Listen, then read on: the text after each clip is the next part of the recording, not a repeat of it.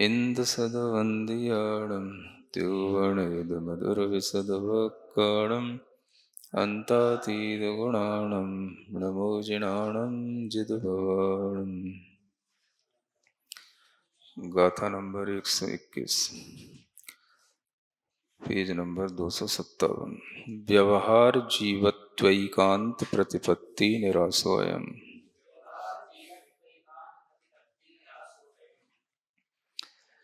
व्यवहार जीव के एकांत की जो प्रतिपत्ति है उसका खंडन करने के लिए यह गाथा है। नहि इंद्रियाणि जीव कायापुण छप्पयार्पण्णत्ता जमहवदिते सुणाणम्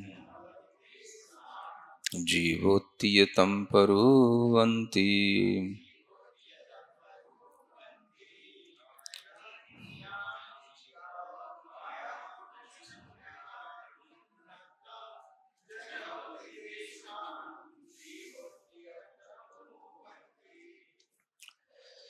जो व्यवहार नय से जीव होता है उसी को जो एकांत रूप से मानते हैं उसका खंडन करने के लिए ये गाथा है। यानी व्यवहार नय से जीव का जो स्वरूप बताया गया है, एक इंद्रिय आदि, दो इंद्रिय आदि, ये सब क्या है? व्यवहार नय से जीव को जानने में आता है। तो उसी को खंडित करने के लिए कि जीव वास्तव में ये नहीं है। नहीं इंद्रियाणि जीवा, जीव जो है वो इंद्रियां नहीं है। जो अपन ने पढ़ा है पहले, एक इंद्रिय, दो इंद्रिय, पंचेंद्रिय आदि ये जीव हैं। तो कहते हैं इंद्रियां हैं जो, वो जीव नहीं है। और जो काया पुण छप्पयार पंडत्ता, 6 प्रकार की काया कही गई है। पंच स्थावर काय और एक त्रस्काय, ऐसे 6 प्रकार की काया होती है। तो उस काया को भी जीव नहीं कहा जाता है। जम हवदि तेसु नाणम, इन सब में जो ज्ञान है नाणम, वो जीव है। जीवोत्तीय तम परुवंती, ऐसा जो है परूपणा या कथन करते हैं भगवान, ऐसा कहते हैं।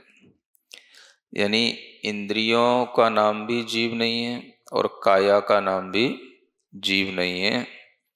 इन इंद्रियों में और काया में जो ज्ञान है, जो रहता है, उस ज्ञान को जीव कहा गया है। जीव किसका नाम है? ज्ञान का नाम ही जीव है ना। जो भी ज्ञान है बस वो ज्ञान ही जीव है। ज्ञान का संवेदन ही जीव का संवेदन है। तो इसलिए ये काया और इंद्रियां ये ज्ञान रूप नहीं होती। ज्ञान जो है इनसे भी भिन्न होता है। इसी को तत्व प्रदीप का टीका में कहते हैं, य इमे एकेन्द्रियादयः पृथ्वी कायिकादयश्च अनादि जीव पुद्गल परस्पर अवगाहम अवलोक्य व्यवहार नयेन जीव प्राधान्यात् जीवा इति प्रज्ञाप्यन्ते। जो ये एकेंद्रिय आदि जीव हैं ये सब पृथ्वी कायिक आदि के भेद से होते हैं। और ये सभी जीव अनादिकाल से जीव और पुद्गल के परस्पर के अवगाहन के कारण से एक में एक हो रहे होते हैं। अवगाहन मतलब परस्पर में मिल जाना। तो जीव और पुद्गल परस्पर में मिले हुए हैं अनादिकाल से, और इसी को देख करके व्यवहार नय से जीव की प्राधान्यता उसमें होने से जीव ऐसा कह दिया जाता है, ऐसा जानने में आता है। तो व्यवहार नय से जीव की प्रधानता किसमें हो गई? इन पृथ्वी कायिक आदि में, एक इंद्रिय आदि में जीव की प्रधानता के कारण से उन्हें जीव ऐसा जाना जाता है। जीव और पुद्गल के परस्पर संयोग अवगाहित होने के कारण से उन्हें जीव जो कहा जाता है वो व्यवहार नय से कहा जाता है ना। समझ में आया कि नहीं आया?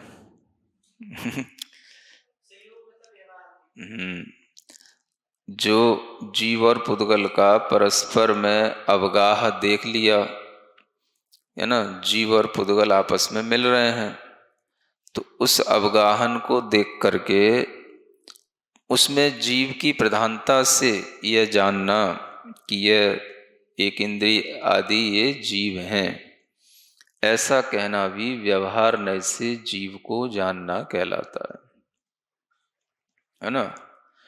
मतलब यह है कि व्यवहार नय से भी जीव को जानने वाला वो होगा जो ये जाने कि अनादिकाल से जीव और पुद्गलों का परस्पर में संयोग है ना। ये जीव एक इंद्रिय हैं, ये पृथ्वी का एक आदि हैं, इस तरह से जो जीव को जान रहा है काया की या इंद्रिय की मुख्यता से लेकर के जीवों को इस तरह से जो जान रहा है उसको व्यवहार नय से जीव कहा जाएगा। यानी व्यवहार नय से भी जीव जो सामान्य से लोग कोई भी बोल देते हैं वो व्यवहार नय से भी जीव नहीं समझना चाहिए उनको, है ना। माने जिनको इस तरह का कोई संबंध ज्ञात नहीं है कि जीव और पुद्गल का अनादिकाल से संबंध है, ऐसा जिन्हें संबंध ज्ञात नहीं है और वो लोग इतना तो कहते हैं हाँ चींटी जीव है ना, पक्षी जीव है, भैंस जीव है, तो ये तो सब कह ही रहे हैं जीव, लेकिन उन्हें ये ज्ञात नहीं है कि जीव और पुद्गल के अनादिकाल के इस संबंध के कारण से हम इस शरीर को जीव की मुख्यता से देख रहे हैं और इसको हम जीव कह रहे हैं, ये उनको ज्ञात नहीं है। तो ये ज्ञात नहीं होने के कारण से वो व्यवहार नय से भी जीव नहीं कहे जाएंगे, है ना।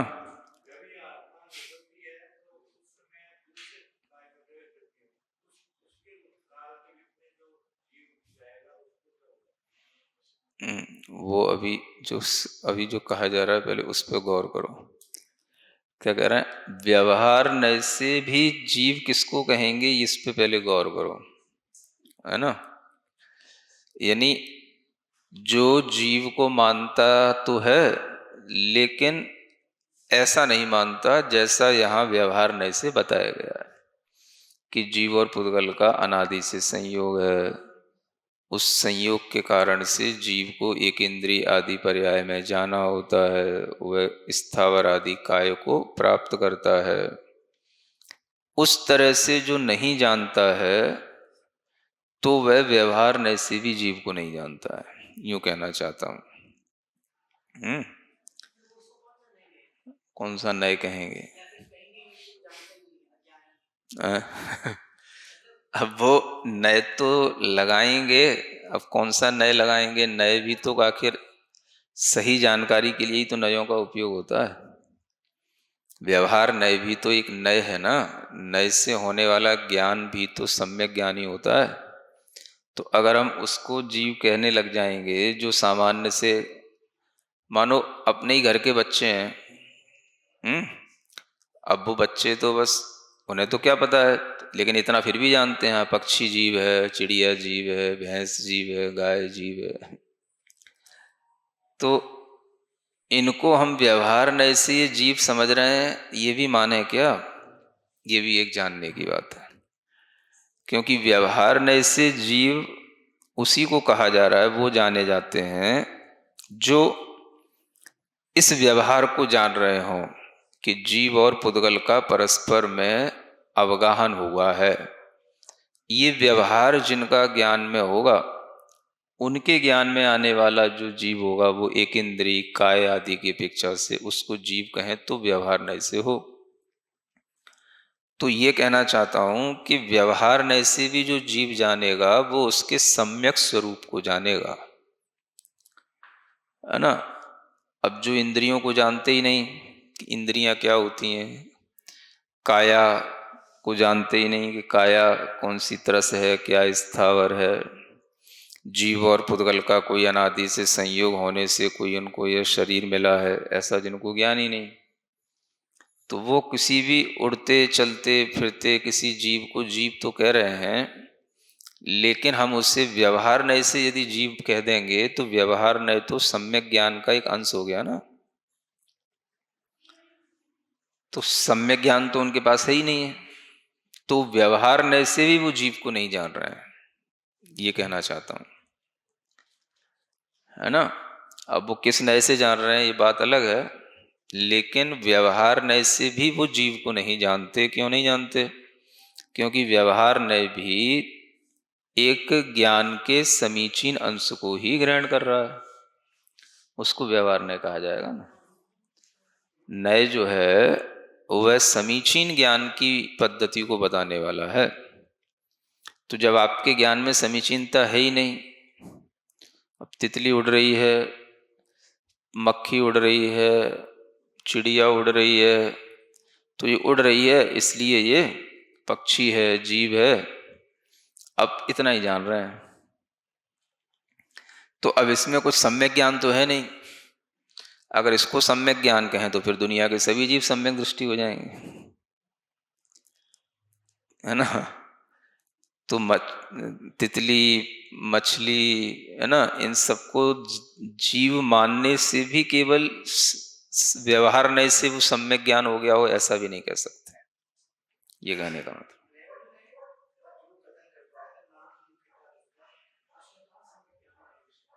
हम्म हम्म हम्म। हाँ, नैगम नय में उसका विषय ही वही है जो संकल्प को केवल ग्रहण कर रहा है।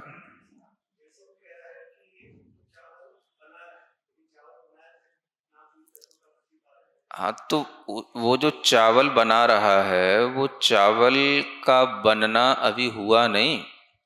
वो भले ही चावल के लिए पानी लेकर के आ रहा हो, अग्नि जला रहा हो, लेकिन फिर भी क्या कहेगा? चावल बना रहा हूं। तो वो सम्यक ज्ञान इसलिए है क्योंकि वह चावल बनाने के संकल्प के साथ चल रहा है। तो जो उसका संकल्प है, उस संकल्प की उसको तैयारी है, तो उसका स्वरूप ही यही है। नैगम नय उसी को विषय बनाएगा जो संकल्प को ग्रहण करेगा। तो जो उस समय कार्य रूप परिणत हो जाएगा उसी को ही हम सम्यक नय कहेंगे, ऐसा नहीं है। उससे पहले भी वो सम्यक होगा, लेकिन वो सम्यक तब होगा जब वह अपने विषय को यथार्थ रूप से संकल्प के साथ ग्रहण कर रहा हो।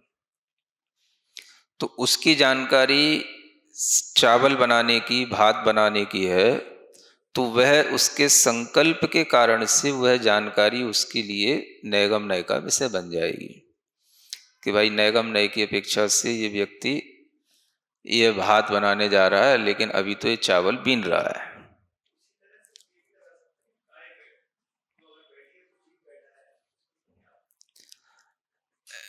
जीव बैठा है, उसमें जीव को हम उद्देश्य बना रहे हैं, जीव को देख रहे हैं। अब वो जीव को देखने वाला ज्ञान कैसा है? वो संकल्प मात्र ग्राही नहीं है, उसमें नैगम नय से जीव नहीं कहेंगे, वो व्यवहार नय से ही जीव है। लेकिन उस व्यवहार नय से जो सम्यक ज्ञान की तरफ ले जाने वाला ज्ञान होगा उसको व्यवहार नय के साथ में जीव कहा जाएगा।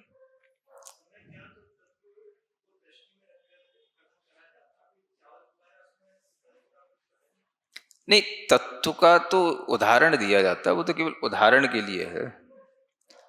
ग्रहण तो वो संकल्प के साथ में तत्व को ही ग्रहण करता है नैगम नय के माध्यम से।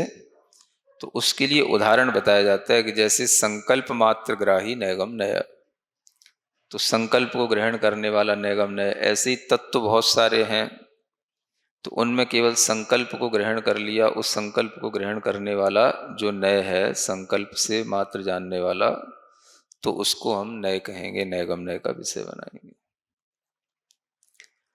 यानी जो 7 नय हैं, नैगम आदि नय, वो नय जो है वस्तु के स्थूल से सूक्ष्म स्वरूप की ओर ले जाते हैं, है ना। माने नैगम नय का विषय बहुत व्यापक होता है और वो जाते जाते एवं भूत नय तक वो बिल्कुल उसकी क्रिया बिल्कुल सूक्ष्म विषय पर पहुंच जाता है। तो वो स्थूल से सूक्ष्मता की ओर ले जाने वाले नय हैं। ये जो व्यवहार निश्चय नय, ये जो अध्यात्म की दृष्टि से कहे जाते हैं, ये अलग दृष्टि है, और वो जो सिद्धांत की दृष्टि से नैगम आदि नयों का प्ररूपण है, वो अलग दृष्टि है। तो जब हम व्यवहार और निश्चय नय से कोई बात कहते हैं, तो व्यवहार नय में भी एक सम्यक ज्ञान की संकल्पता के साथ में वो व्यवहार नय काम करेगा। मतलब वस्तु के अंश को आप अगर परस्पर सापेक्ष दृष्टि से जान रहे हैं तो व्यवहार नय होगा। दो मिली हुई चीजों में अगर हम उसको सापेक्षता के साथ जान रहे हैं तो व्यवहार नय होगा। और हम दो मिली हुई चीजों को ना तो हम समझ पा रहे हैं कि दो मिली हुई चीजें हैं, और ना हम उसे कोई सापेक्ष दृष्टि से देख रहे हैं, तो वो व्यवहार नय भी सम्यक नहीं कहलाएगा और वो निश्चय भी सम्यक नहीं कहलाएगा। माने जिसको व्यवहार नय से जीव का ज्ञान होगा, वो निश्चय नय से भी जीव को जानता होगा, ये कहने का मतलब है ना। और जो व्यवहार नय से जीव कहा जाएगा, तो वह जीव जो है उसको पता होगा कि व्यवहार नय से क्यों है ये जीव, क्योंकि जीव की संयोग दशा का यहां पर हम ज्ञान कर रहे हैं। वो संयोग दशा एक दूसरे के सापेक्ष है, निरपेक्ष नहीं है। तो निरपेक्ष कैसी हो गई? जो इस तरह का ज्ञान नहीं रखता कि निश्चय नय से आत्मा यह है और व्यवहार नय से संयोग के कारण से आत्मा यह है, इस तरह का जो ज्ञान नहीं रखता, तो वह बिल्कुल नय की अपेक्षा से रहित होकर के वह जान रहा है। तो उसे हम व्यवहार नय से नहीं कह सकेंगे, क्योंकि व्यवहार नय सम्यक ज्ञान का अंश है, ये कहने का मतलब है।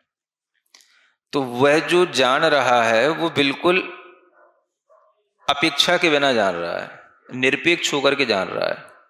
माने उसने ये तो जाना कि चिड़िया है, लेकिन अब उसे कोई अपेक्षा नहीं है कि ये व्यवहार नय से है कि निश्चय नय से है, क्योंकि उसे व्यवहार से और निश्चय से कोई भी जीव और अजीव के स्वरूप का ज्ञान है नहीं। तो उसने उसको जैसा जाना वो एकांत रूप में जाना, तो उसकी उस एकांत मान्यता को हम कभी भी सम्यक ज्ञान नहीं कह सकेंगे, ये कहने का मतलब।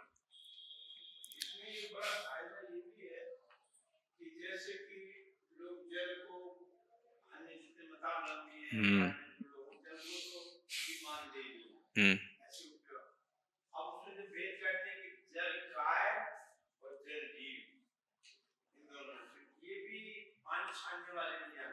हम्म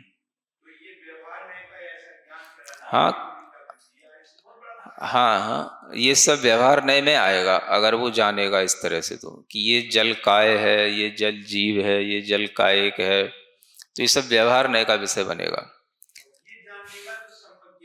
हाँ हाँ, तो ये सम्यक ज्ञान का विषय बनेगा। हाँ, बहुत बढ़िया बात है।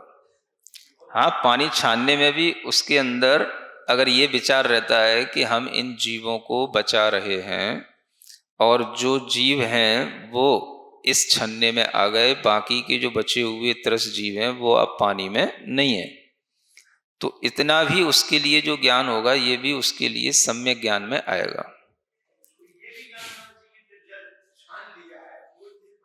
हाँ, वो भी जीव है, ये भी ज्ञान होना ही चाहिए, तभी वो सम्यक ज्ञान में आएगा।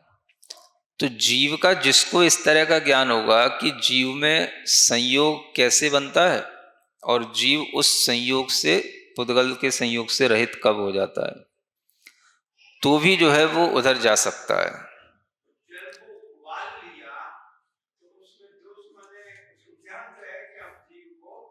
अब वो अलग मैटर है। दोष तो कुछ इसलिए नहीं होता क्योंकि जल कायिक आदि जीवों का सेवन तो गृहस्थ के लिए करना ही होता है। तो कहने का तात्पर्य यह है कि व्यवहार नय से जीव को जानना भी अपने आप में एक सम्यक ज्ञान का विषय बनना चाहिए। इसलिए व्यवहार नय हर किसी पर नहीं लगाया जा सकता, यूं कहने का मतलब। दुनिया के जो लोग जीव को नहीं जानते या जीव को मान लो एक पंचभूत के रूप में देख रहे हैं, सब जगह चलता है, काया जो है पंचभूतों से बनी हुई है ना, हम सभी एक ब्रह्मा के अंश हैं। इस तरह से जो जीव को जान रहे हैं, देख रहे हैं, तो उनको हम ये भी नहीं कह सकते कि व्यवहार नय से जीव को जान रहे हैं। तब उसमें हमें फिर सम्यक और मिथ्या व्यवहार नय लगाना पड़ता है ना। तो वो व्यवहार नय क्या होगा? वो व्यवहार होते हुए भी वो मिथ्या व्यवहार नय है ना। सम्यक अनेकांत भी होता है और मिथ्या अनेकांत भी होता है। सम्यक एकांत भी होता है और मिथ्या एकांत भी होता है। तो इसलिए जिनको निश्चय से जीव के स्वरूप का ज्ञान नहीं है, वो जीव को जो जानते हैं, वो जानते हुए भी वह व्यवहार नय का विषय नहीं बनेगा, वो मिथ्या व्यवहार का विषय बनेगा। क्योंकि उस जीव को एकांत रूप से जान रहे हैं, गलत रूप में जान रहे हैं और उसको परस्पर सापेक्षता के साथ नहीं जान रहे हैं, है ना। इसलिए यहां पर देखो ये लाइन ध्यान देने योग्य, व्यवहार नय से जीव और पुद्गल के परस्पर अवगाह को देखकर, अवलोक के माने देखकर, तो व्यवहार नय से भी उसे जीव क्या दिखाई दे रहा है? इसमें जीव और पुद्गल का परस्पर में अवगाहन है। अब जो जीव और अजीव को जानता ही नहीं है, अब दुनिया में तो लोगों ने केवल ब्रह्म ही मान रखा है सब कुछ। तो जिसने जीव और अजीव का अलग अलग गुण नहीं जाना, तो वो जीव को जीव कहते हुए भी जीव और पुद्गल का संयोग है ये मानता ही नहीं है वो। तो उसके ज्ञान को यहां पर व्यवहार नय से नहीं कहा जाएगा कि जीव को जान रहा है ना। तो इसलिए बहुत अच्छी बात है, जो व्यवहार नय से भी अगर हम जीव को जान रहे हैं तो कैसे जानेंगे कि ये सब पृथ्वी कायक, जल कायक आदि जीव हैं, ये सब जीव पुद्गल और की परस्पर की अवगाहना से बने हुए हैं और इनमें जीवों की प्रधानता के कारण से हम यह व्यवहार करते हैं कि यह जीव है। तो शरीर दिखता है, शरीर को हम जीव की प्रधानता से व्यवहार करते हैं, है ना। 2 इंद्री, 3 इंद्री, 5 इंद्री, तो पंच इंद्री का शरीर दिखता है, शरीर को देख करके हम उसकी व्यवहारता से उसका व्यवहार करते हैं। तो जब पक्षी को उड़ता हुआ देख करके या पक्षी को पक्षी देख करके एक तो ये जानता है कि इसमें जीव और पुद्गल के संयोग से देखो ये पक्षी की पर्याय है ना। तो उसको व्यवहार नय से वो जान रहा है। और एक को ये कुछ नहीं पता, उसको बस पता है कि ये जीव कहा जाता है, जीव होता है बस। तो जीव का लक्षण क्या है, जीव क्या होता है? तो वह उसका शरीर जीव है कि उसके अंदर जीव है, तो ये उसको पता नहीं होता, है ना। तो शरीर को ही वो जीव मानता है वो, जिसको जीव और पुद्गलों का ये परस्पर अवगाहन संबंध नहीं मालूम, तो वो क्या है, उसके शरीर को ही वो जीव मानता है। और जो व्यवहार नय से सम्यक ज्ञान से उसको जान रहा है, तो वो कैसे मानेगा? तो वह उसके शरीर को देख कर के भी जीव की प्रधानता है इसमें, इसलिए ये जीव है, वो ये कहेगा, है ना। समझ आ रहा है?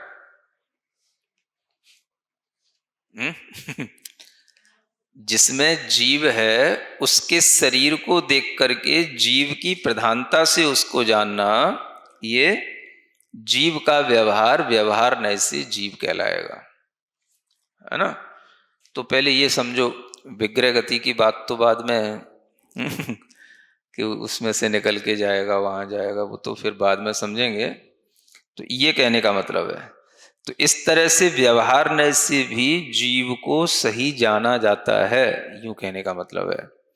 निश्चय नयेन तेषु स्पर्शन आदि इंद्रियाणि पृथिव्यादयश्च काया जीव लक्षण भूत चैतन्य स्वभाव अभावात् न जीवा भवन्ति इति। अब निश्चय से देखते हैं तो उन जीवों में स्पर्शन आदि इंद्रियां हैं, पृथ्वी आदि जो काया हैं, ये जीव के लक्षण भूत जो चैतन्य स्वभाव है उसमें इनका अभाव होता है।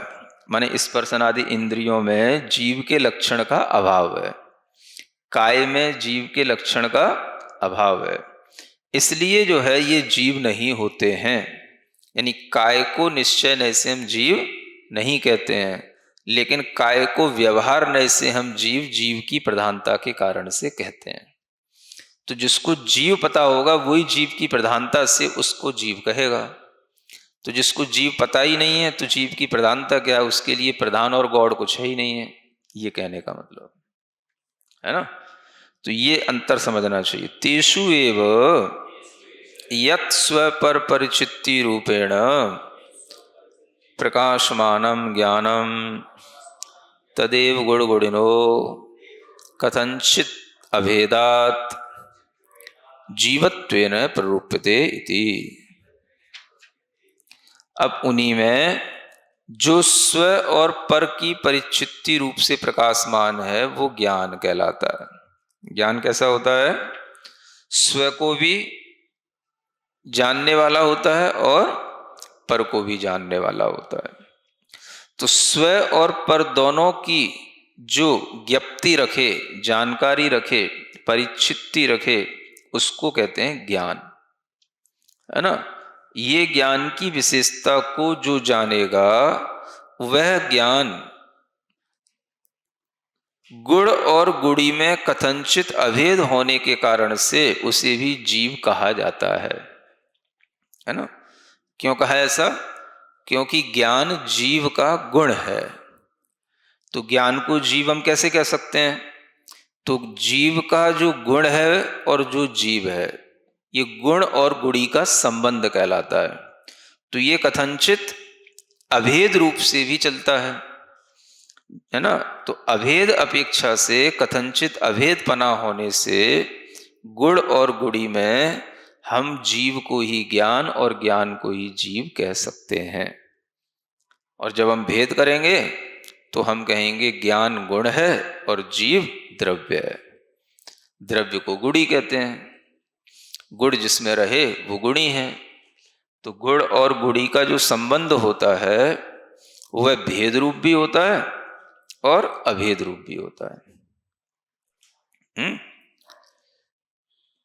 तिल में तेल है, क्या कहा है ना। तो तिल को ही देख करके तेल कह देना, भाई ये क्या है? तेल है। अब कोई कहेगा तेल कहाँ, ये तो तिल है। तो तिल और तेल एक ही बात है। कब? जब गुड़ और गुड़ी की अभेद विवक्षा कर देंगे तो, है ना। और भेद करना है तो भाई तिल को पीसोगे तब तेल निकलेगा, पी लोगे तब तेल निकलेगा। तो ये दोनों अलग अलग भी हो गए। ऐसे हम कथन को अलग अलग भेद और अभेद विवक्षा से कहते हैं और उसको हम समझ सकते हैं। तो इसलिए ये कहा गया क्योंकि मूल गाथा में ज्ञान को ही जीव कह दिया ना, है ना। जो उनमें ज्ञान है वो जीव है। तो ज्ञान जीव कैसे हो जाएगा? तो ज्ञान और जीव में अभेद विवक्षा है। अभेद माने अभिन्नता है। जो ज्ञान है वही जीव है, क्योंकि जीव के बिना ज्ञान कहीं और नहीं रहता है। इसलिए गुण और गुड़ी में कथनचित अभेद होने से उस ज्ञान को ही जीव रूप से कहा जाता है। अत इंद्रियाणि पृथिव्यादि कायाश्च निश्चयेन जीव स्वरूपम न भवन्ति इति प्रज्ञापयति। अब ये जीव और पुद्गल का इतना परिचित विषय है, फिर भी इसको समझने में, है ना कहते हो कि ये तो सब जानते ही हैं। तो जानते हुए भी समझने में, कथन पद्धति में जब ये भिन्नपना आता है तो समझने में भी जो है कर कठिनाई होती है। तो यही जो है अलग अलग नयों से जीव का स्वरूप कहलाता है। अब इतनी सी बात को समझने के लिए भी व्यवहार नए, निश्चय नए समझना, तो वो निश्चय नए से, व्यवहार नए से अगर समझ में नहीं आता है तो फिर वो जो है जीव का विषय, अजीव का विषय जो सम्यक ज्ञान के साथ होता है वो नहीं बन पाता है ना। तो ये इससे समझ में आना चाहिए कि व्यवहार नए में प्रधानता काय में जीव की होती है। व्यवहार नए में प्रधानता जीव की प्रधानता तो होती है, लेकिन किसमें? काय में, है ना। और निश्चय नए में जीव में ही जीव की प्रधानता रहती है, उसमें काया गौण हो जाती है। और व्यवहार नए में जीव गौण हो जाता है, काया में जीव की प्रधानता होती है ना। तो इस तरह से ये प्रधान और गौण, ये व्यवहार और निश्चय नए में अलग अलग रूप से चलते हैं। तो ये समझने पर ही ये सब जो है व्यवहार नए से, निश्चय नए से जीव आदि का स्वरूप समझ में आता है। इसलिए ये सरल भी नहीं होता और कठिन भी नहीं होता है ना, क्योंकि इसका निर्णय करने पर ही उसे सम्यक ज्ञानी कहा जाता है। प्रमाण और नए से जीवादि के स्वरूप को जानना है। हाँ, है ही है, वो तो सब एकांत निरूपणा करने वाले हैं। हम्म, हम्म।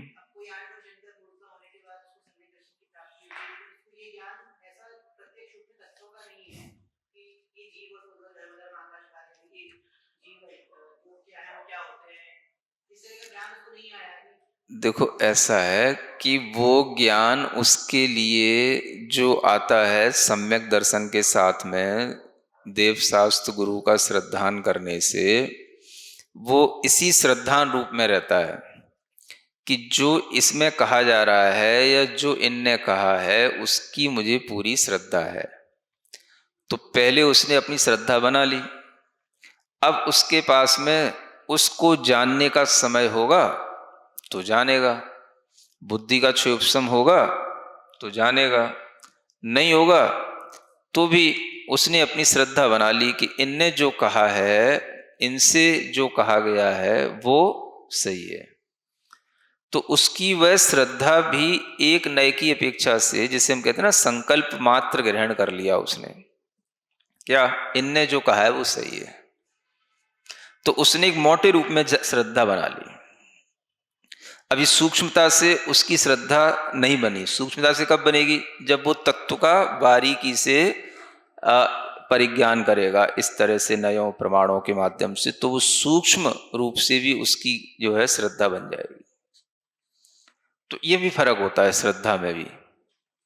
तो ज्ञान तो हो जाएगा उसका, सम्यक ज्ञान कहलाने लगेगा, लेकिन उसकी श्रद्धा अभी भी जो है उतनी सूक्ष्म बारीकी से जो तत्व निर्णय होने पर जो श्रद्धान बनता है वो नहीं बनेगी। हाँ, सम्यक दृष्टि कहलाएगा, अंतर है उसमें भी ऐसा। तो इसलिए जो बहुत देर तक पढ़ते हैं, बहुत दिनों से पढ़ रहे हैं, पंचास्तिका शुरू से पढ़ते चले आ रहे हैं, तो उनकी जो श्रद्धा जिस तरह से पैनी होती जाएगी, उतनी पैनी श्रद्धा उसकी जीव आदि के विषय में केवल देवशास्त्र गुरु कहने से इतनी जल्दी नहीं हो पाएगी, है ना। श्रद्धा तो है, लेकिन मोटी और बारीकी का अंतर है ना। जैसे मोटी बुद्धि और बारीक बुद्धि का अंतर होता है ना, ऐसे ही।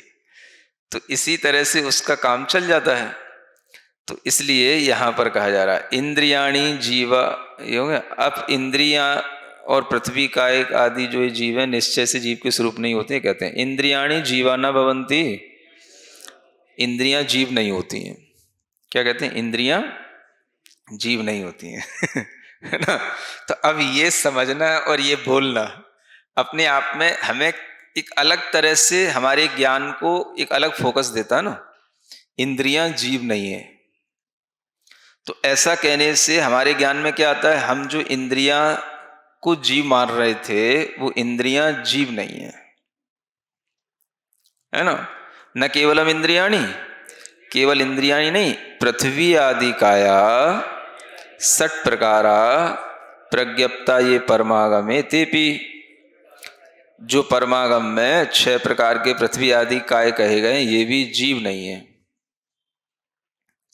इंद्रियां भी जीव नहीं है और काया भी जीव नहीं है। सुन रहे हो? अब कोई इतनी सी बात को पकड़ ले कि इंद्रियां भी जीव नहीं है और काया भी जीव नहीं है, समझ रहा है? तो वो उसकी इंद्रियों को नोचे और काया को पीटे, है ना, समझ रहे हैं ना? तो वो काया को पीटे और कोई उससे कहे तू जीव को क्यों मार रहा है, तो वो कहे देखो यह क्या लिखा है इंद्रियां भी जीव नहीं है और काया भी जीव नहीं है, समझ रहे हैं ना? तो ये भी जो है मतलब अपेक्षा को जाने बिना या परस्पर की जो अपेक्षा है सापेक्षता को जाने बिना अगर केवल इतना सा मान लेंगे तो ये भी मिथ्यात्व की कोटि में चला जाएगा, है ना। माने जिसने ये जान लिया, मान लो ये निश्चय एकांत हो गया, अभी व्यवहार एकांत का उदाहरण बताया था दुनिया के लोग, अब ये निश्चय एकांत से ऐसे मानेगा, तो वो निश्चय एकांत वाले भी रहते हैं अनेक ऐसे लोग जो कुछ भी नहीं जानते हैं, तो वो कहते हैं वो तुम ही तो कहते हो शरीर जड़ है, हम शरीर को ही तो कूट रहे हैं, और तुम ही तो कहते हो कि आत्मा मरती नहीं है, तो हम जब शरीर को कूट रहे हैं, किसी के शरीर को काट रहे हैं, तो आत्मा तो मरी नहीं, तुम ही तो कहते हो आत्मा कभी मरती नहीं, तो क्या हिंसा हो गई इसमें? तो तुम उत्तर नहीं दे पाओगे, उसकी बुद्धि चल रही है, देखो समझ आ रहा? तो ये निश्चय नय और व्यवहार नय की परस्पर अपेक्षा को नहीं जानने का ये परिणाम है। ऐसे तर्क खूब देते हैं लोग जो ये जानते हैं कि भाई तुम कहते हो हिंसा हो गई मछली मारने में, कोई जीव को मारने में, क्या हिंसा होगी, वो तो पुद्गल है ना। इंद्रियां काया वो तो शरीर है, शरीर है सो जीव है ही नहीं, जीव है सो मरता है ही नहीं, हमने उसको कूट दिया, काट दिया, मार दिया, तो जीव तो मरता ही नहीं, हिंसा गाएगी। बस नैनम छिंदंती शस्त्राणि गीता में लिखा है ना, नैनम दहती पावक है, तो बस क्या करोगे फिर? तो अपन को तो समझ में आया कि ये इसकी बुद्धि कहां चल रही है, ये कौन से मिथ्यात्व में जा रहा है, ये निश्चय के एकांत मिथ्यात्व से बोल रहा है, समझ रहे हैं ना। और जो सामान्य बच्चा है जो पक्षी और मछली को देख करके जीव कह रहा है ये जीव है, वो व्यवहार के एकांत को देख रहा है। एक बहुत बड़ी चीज है, हम निश्चय और व्यवहार को पढ़ लेते हैं लेकिन कभी इस तरह से सोचते ही नहीं है और न बता पाते हैं कभी, जबकि ये दोनों तरह के मिथ्यात्व हैं, ये निश्चय एकांत और ये व्यवहार एकांत।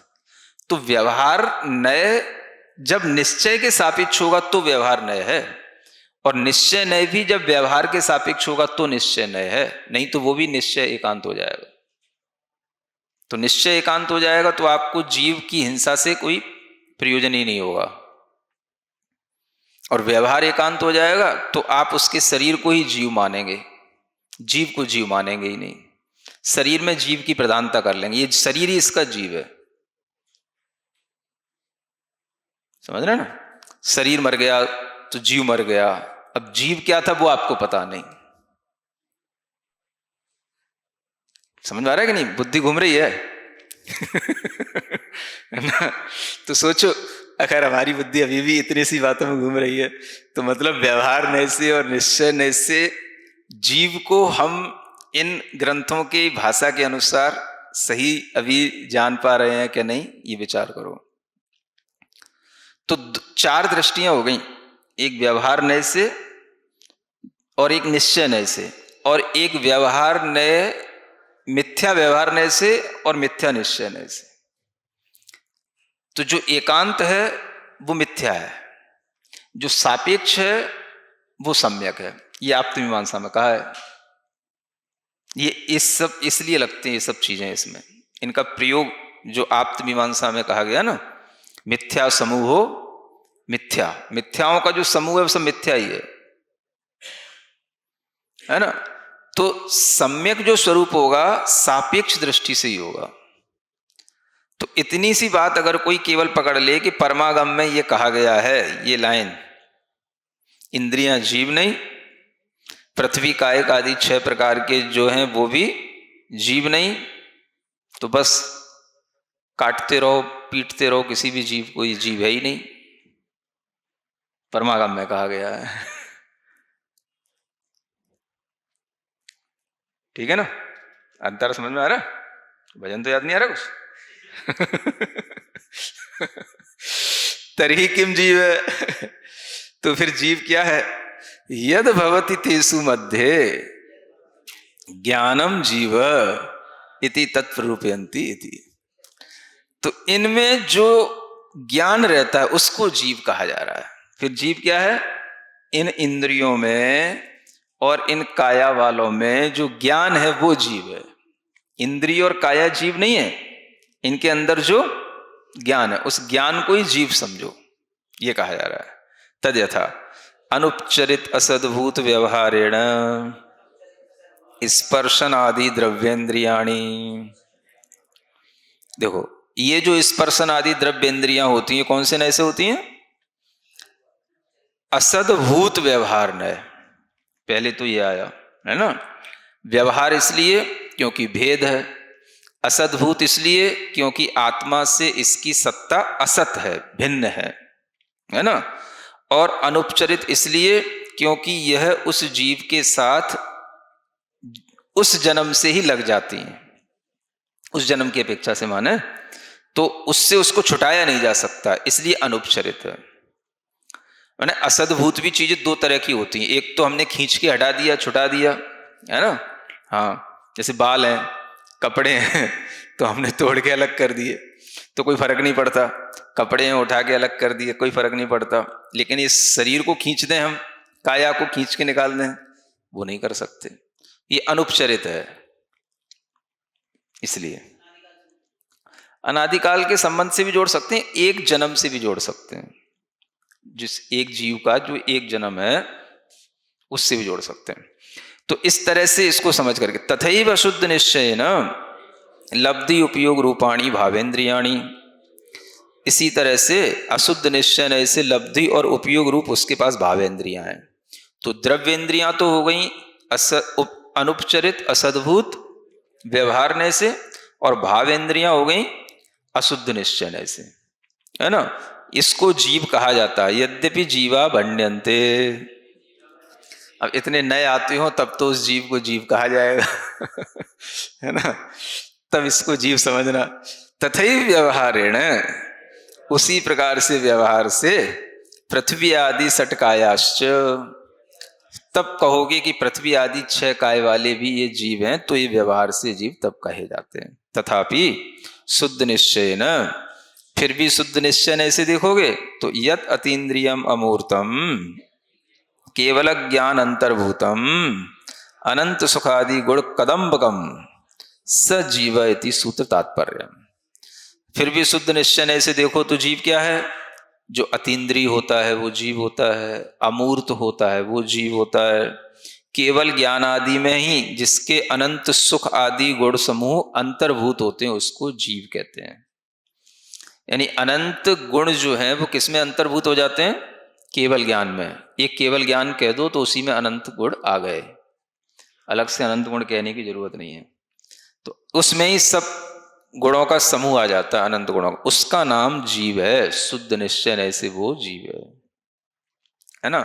इस तरह से शुद्ध निश्चय ऐसे भी जीव जानो, अशुद्ध निश्चय ऐसे भी जीव जानो, और अनुपचरित असद्भुत व्यवहार ऐसे भी जीव जानो। और परस्पर इन व्यवहार और निश्चय की सापेक्षता के साथ में जब आप जान करके एक एक नए से भी जीव की व्याख्या करेंगे तो वो सम्यक ज्ञान की श्रेणी में आएगा। और कुछ भी आपको नए की सापेक्षता का ज्ञान नहीं है और जीव कह देंगे तो वो सम्यक ज्ञान की श्रेणी में नहीं आएगा, ये कहने का मेरा तात्पर्य था।